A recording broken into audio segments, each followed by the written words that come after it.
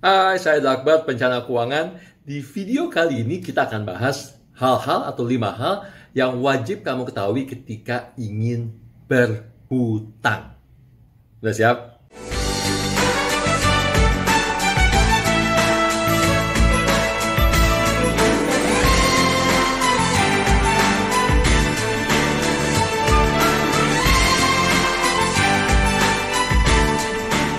Oke, kita akan bahas ya.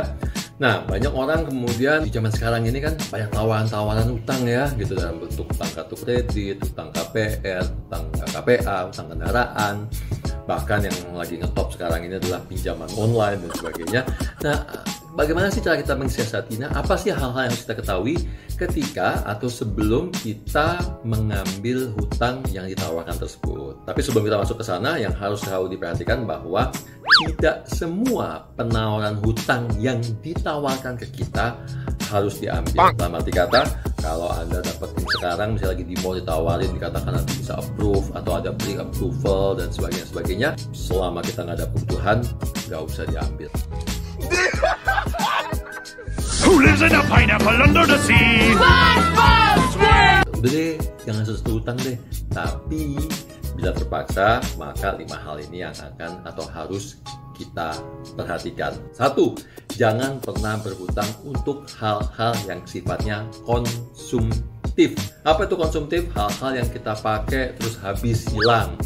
Ya, makan, minum, nggak usah berhutang lah, bayar cash aja lah, gitu ya. Beli pakaian yang dipakai sehari-hari, nilainya turun, tidak memberikan hasil, tidak jadi aset, itu adalah barang-barang yang sifatnya konsumtif. So, untuk hal-hal yang sifatnya konsumtif atau barang-barang yang konsumtif, jangan beli dengan menggunakan hutang. Selalu bayar cash, selalu bayar tunai, pakai habis selesai.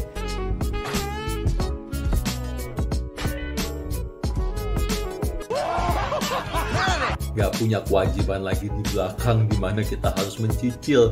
Kenapa? Ngerjainnya, menikmatinya dari 6 bulan yang lalu, makannya, pestanya 6 bulan yang lalu, nyicilnya sampai 6 bulan ke depan. Capek kan? Bayar cash aja. Yang kedua, berarti lawan yang pertama. Kalau pertama nggak boleh konsumtif, maka yang kedua adalah berhutang untuk hal-hal yang sifatnya produktif. Apa tuh produktif? Beli aset, nah, itu produktif ya. Asetnya kemudian nilainya naik, berkembang seiring dengan waktu, itu masuk kategori produktif, ya kan? Atau misalnya asetnya bisa menghasilkan income, gitu ya. Nilainya mungkin turun, tapi dia bisa dapetin duit, bisa kita pakai buat bayar cicilan, itu juga masuk produktif, gitu ya. So, jadi yang dibeli adalah aset atau investasi atau larinya ke bisnis. So, kalau berhutang untuk hal-hal yang produktif, itu masih dibolehkan dan diizinkan. Nomor 3, nah ini juga tidak kalah penting. Dan ini sering sekali dikatakan oleh para financial planner. Ini udah kayak mantranya financial planner. Pastikan cicilan bulanan Anda, cicilan bulanan dari utang tadi, tidak lebih besar dari 30% dari penghasilan. Penghasilan siapa? Penghasilan utama.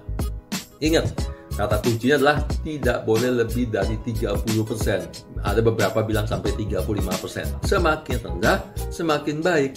Kalau cicilan utang kita hanya 10% atau 15%, kita bayar cicilan utang nggak berasa setiap bulan. Dapat penghasilan, bayar, selesai, gitu ya. Apalagi terus kemudian cicilan utangnya adalah utang produktif. Tapi ketika cicilan utang kita sudah lebih dari 30%, lebih dari 35% dari penghasilan utama, maka di saat itulah Anda, kita semua akan mulai berasa ngap-ngap nih. Gimana bayar cicilannya? Tiap bulan bayar cicilan akan terasa susah. We got bread on deck, bread on the flow. Tiap bulan uang kita akan kurang, bahkan dalam beberapa kasus uang bulannya jadi minus gara-gara bayar cicilan tadi yang di atas 30-35% tadi. Akibatnya apa? Ketika bulanan kita menjadi minus, maka kita utang lagi untuk memenuhi kebutuhan bulanan, dan itu yang paling dilarang. Jangan sampai, nggak boleh ngutang lagi ya. So, pastikan tadi apa? Cicilan kita di bawah 30% dari penghasilan utama bulanan kita. Nomor 4, nah meskipun tadi udah ada kata-kata bahwa cicilan tidak boleh lebih dari 30%, tapi cek lagi dan pastikan lagi bahwa cicilan bulanan kamu tidak mengganggu cash flow bulanan. Maksudnya apa? Maksudnya gini, contoh, cicilan bulanan kita 30% nih. Tapi setelah hitung-hitung ternyata, wow, cash flow bulanan agak ngap nih. Karena saya masih punya kebutuhan yang lain.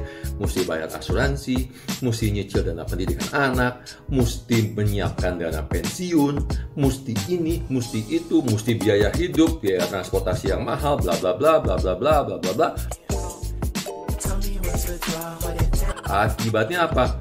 Agak ngap bayar cicilan 30% per bulan. Nah, ini yang penting. Makanya kenapa? Coba perhatikan bagaimana caranya supaya cicilan bulanan tadi turun di bawah 30%. Seperti saya katakan tadi sebelumnya, semakin kecil cicilan, maka semakin mudah kita membayarnya. Ingat, untuk hutang-hutang jangka panjang, misalnya KPR, kan ini komitmen jangka panjang nih, 10 tahun, 15 tahun, 20 tahun.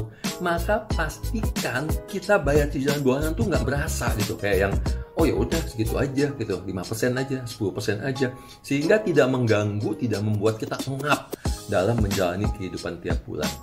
Dan juga jangan salah, banyak orang-orang ketika disodorkan opsi untuk mengambil pinjaman, contohnya KPR lah ya, jangka panjang 20 tahun, mereka bilang gini, aduh 20 tahun lama banget ya bayar cicilannya ya, bisa nggak saya nyicil cuma 5 tahun? Kenapa?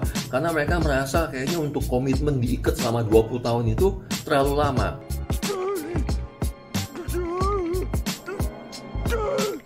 Nah, mereka nyoba nih bayar cicilan cuma 5 tahun atau bahkan cuma 10 tahun. Akibatnya apa? Cicilan bulanannya jadi besar. Nah, kalau cicilan bulanan jadi besar, itu akan ngap. Yang sering terjadi adalah apa? Kita tidak bisa mampu memaintain bayar cicilan bulanannya untuk bertahan 5 atau 10 tahun. Akibatnya terjadi apa? Belum jalan setahun, belum jalan 2 tahun, kreditnya udah macet. Karena kenapa? Karena kita nggak mampu lagi bayar. Makanya, para ahli-ahli di Amerika, financial planner yang senior-senior, para mentor-mentor saya nih di Amerika, bilang, ambil kredit, terutama untuk rumah ya, KPR, sepanjang-panjangnya, yang mengakibatkan cicilan bulannya tidak berasa. Supaya apa? Tadi, supaya tiap bulan kita masih bisa melakukan kegiatan lain, kehidupan sehari-hari, kebutuhan financial goals lainnya, sambil kita tetap membayar cicilan.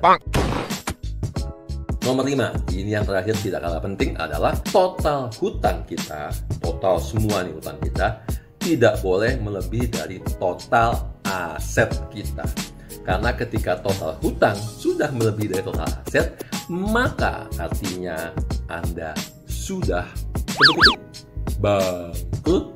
Kenapa? Karena kalau aset Anda semua dijual, dipakai untuk bayar hutang, maka hasilnya minus, alias total asetnya lebih kecil daripada utangnya.